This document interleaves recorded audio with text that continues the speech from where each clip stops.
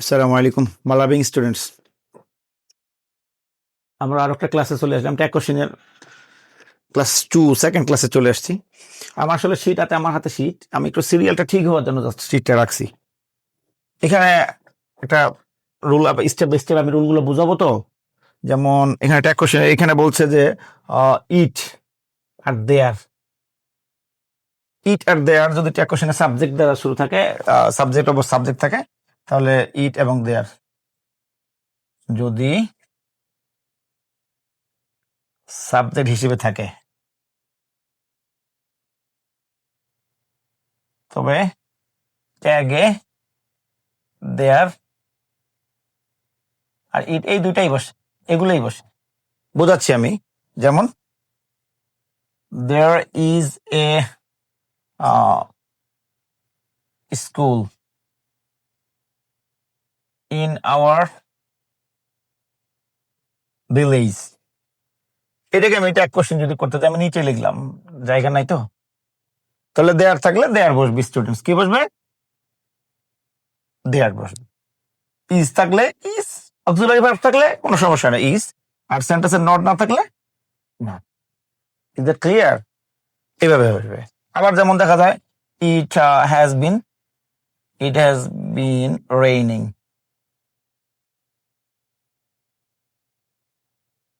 কি লিখলাম?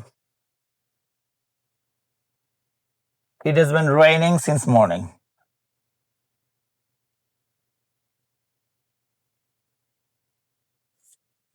It has been raining since morning.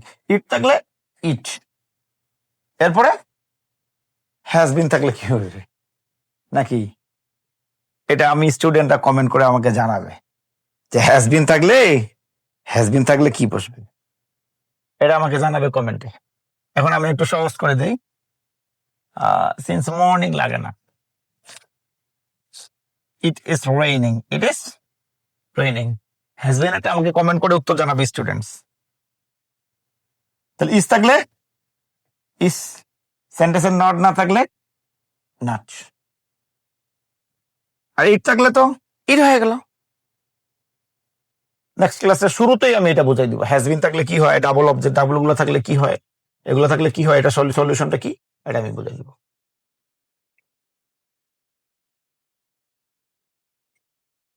তাহলে স্টুডেন্ট কি দেখলাম আমরা? দেয়ার এবং ইট দেখলাম, দেয়ার এবং ইটের ব্যাপারটা দেখলাম। এরপর আমরা নেক্সটে চলে যাই।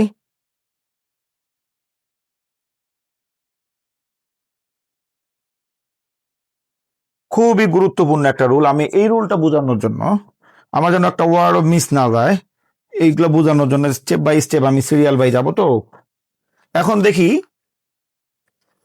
এখানে একটা রুল আছে, রুলটা হলো হার্ডলি লিখি, হার্ডলি, scarcely, seldom,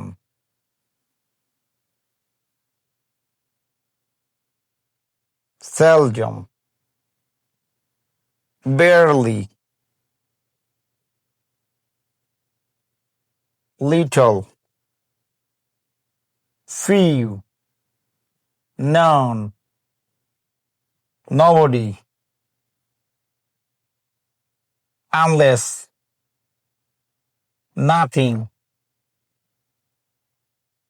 এরপরে no one, until। আমি একটু লিখতেছি student, no less, no matter, no matter,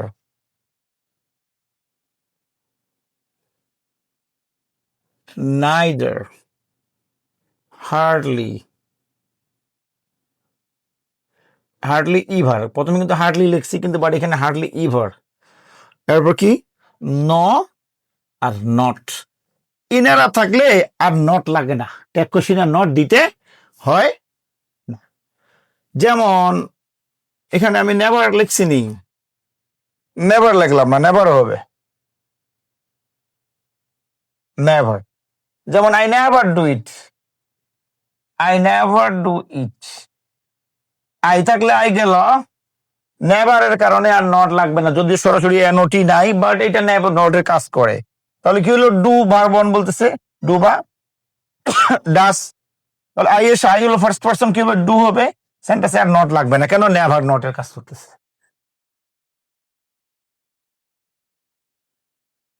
এগুলো কি করবে স্টুডেন্ট, ঠাড়া মুখস্থ, কি একবারে এমন মুখস্থ যেন তাদের এটা আর কোনো সময় যেন এটা নিয়ে কোনো সমস্যা না হয়।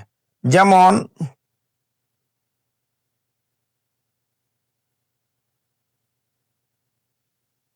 নাথিং, নাথিং ওয়াজ ডান, নাথিং ওয়াজ ডান। একটু মনে রাখি, নাথিং থাকলে ইড হয়, কি হয়, নাথিং তাহলে ট্যাগ কোশ্চেন করতে গেলে ইড হয়, কি হয়, ইড হয়, কি হয়, ইড। এটা শিখলাম নতুন রুল একটা, ইড লিখলাম, লেখছি বড় হাতের না, ইট লিখলাম। এরপর ওয়াজ থাকলে ওয়াজ, সেন্টেন্সের নট নাই, না, নাথিং এর সঙ্গে একটা নট থাকে, নাথিং এর সঙ্গে কি থাকে, একটা নট থাকে, আর নট লাগবে না। যেমন আমি বলি আর লিখি a barking, A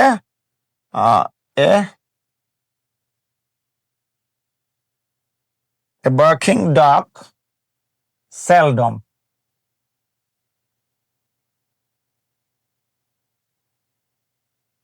seldom bites. এখন বার্কিং ডগ থাকলে কি বসবে students, it. Seldom bites, S by S বলতেছে আমরা প্রেজেন্ট ইনডিফিনিট, আমাদের ডু অবলিক ডাস লাগে, আমরা ভার্ব ওয়ান এবং প্রেজেন্ট ইনডিফিনিট, অতএব কি লাগবে, ডু অবলিক ডাস। ইট বলতেছে আমি থার্ড পারসন সিঙ্গুলার নাম্বার, আমার ডাস লাগে, কি লাগে, ডাস। সেন্টেন্সে নট নাই, আসলে এই সেলডম থাকলে নট, সেলডম থাকলে নট লাগে না, ওই জন্য ডাস হবে, শুধু কি হবে, ডাস ইট। স্টুডেন্ট এই রুলটা খুবই গুরুত্বপূর্ণ, এটা স্টুডেন্ট গুলো কি করবে বললাম না, একবারে মুখস্থ করে ফেলবে, ঠাড়া মুখস্থ।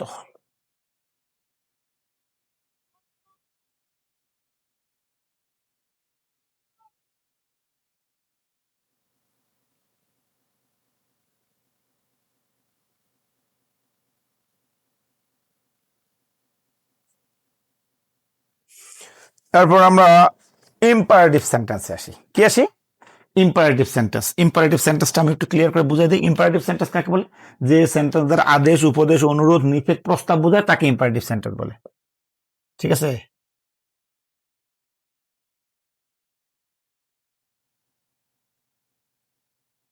যে সেন্টেন্স দ্বারা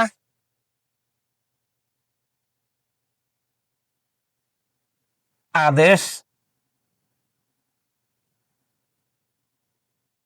উপদেশ, অনুরোধ, নিষেধ আর প্রস্তাব, আমি এখন সেন্টেন্স গুলো লিখি, এই কাজটা করো, do the work, do the.